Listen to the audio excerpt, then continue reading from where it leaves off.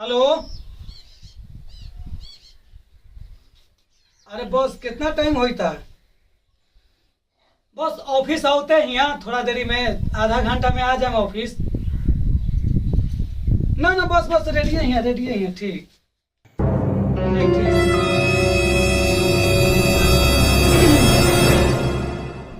ए अनु, अनु हो। ए अनु, अरे तुम पानिया लेके आओ हो। प्यास वाला गल जाई थी। पानी पी। ऑफिस जाला बा, रुक जा तनी है में लावा।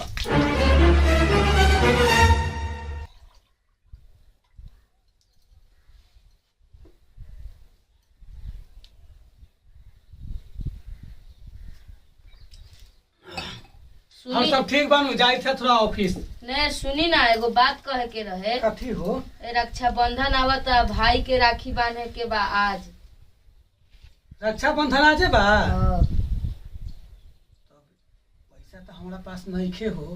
कहियो कहेला कि पैसे न बा, एनी टाइम कंजूसिए करला। आज तो जइबे करम।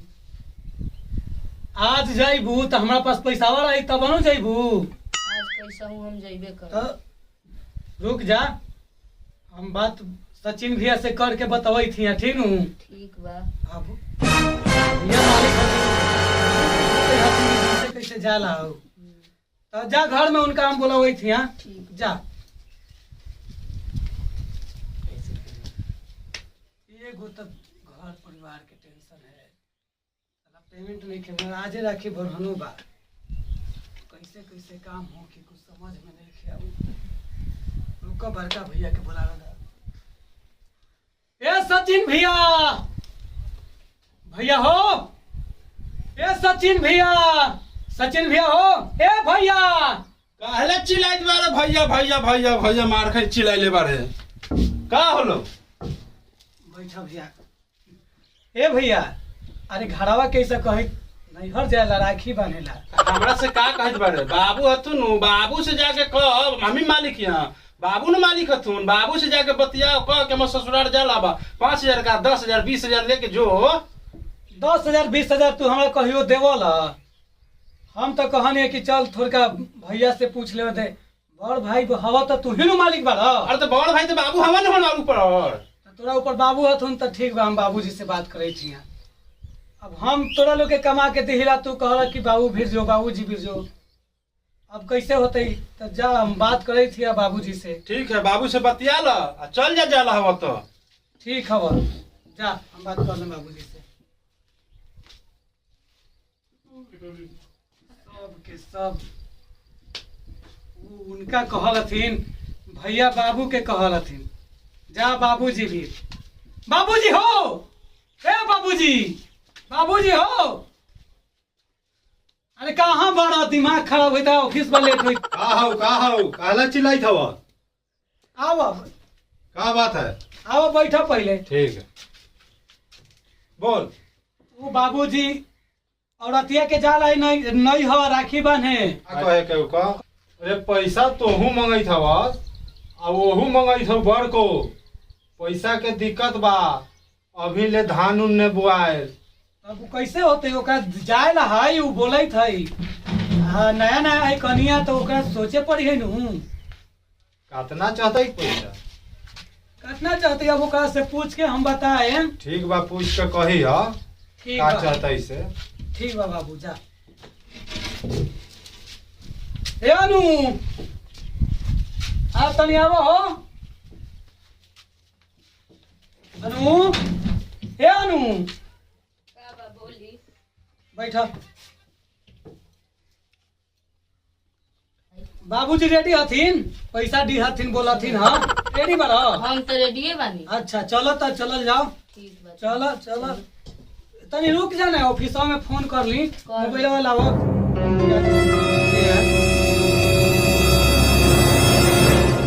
हेलो। अरे आज आज ऑफिस नहीं आएंगे। हाँ आज राखी बंधन है, तो मेहरारू के लेके जा रहे हैं राखी बंधवाने के लिए। ठीक है, चलो हो अनु, चलो चलो।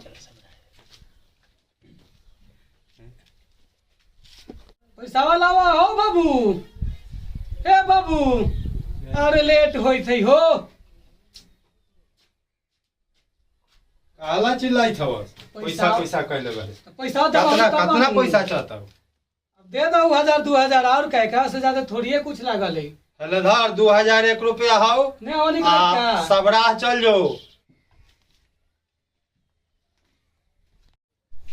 चलो जल्दी जल्दी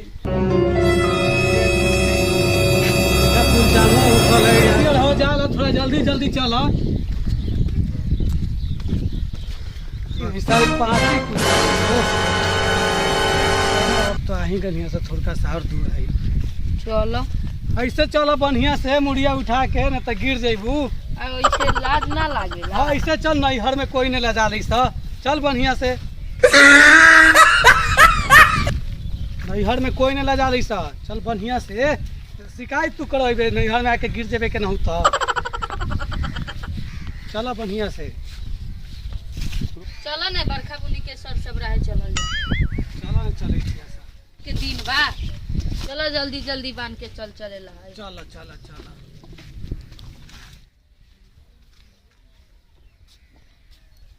बस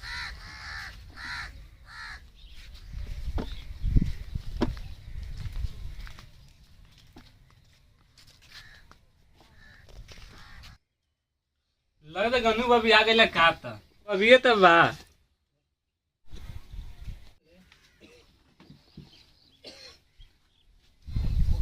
प्रणाम भैया। खुश रह बाबी खुश रह। बोल कब अइला? अब के अइनी दीघा पुलवा तो पूरा जाम रहे। तब फोन कर देते। और मोबाइल स्विच ऑफ रहा बतावे। हाँ बतावे था तो नेटवर्क नहीं रही थी 2 दिन से। अच्छा का कहते थे बोल? राखी बनवा ला थोड़ा निकले ला बा।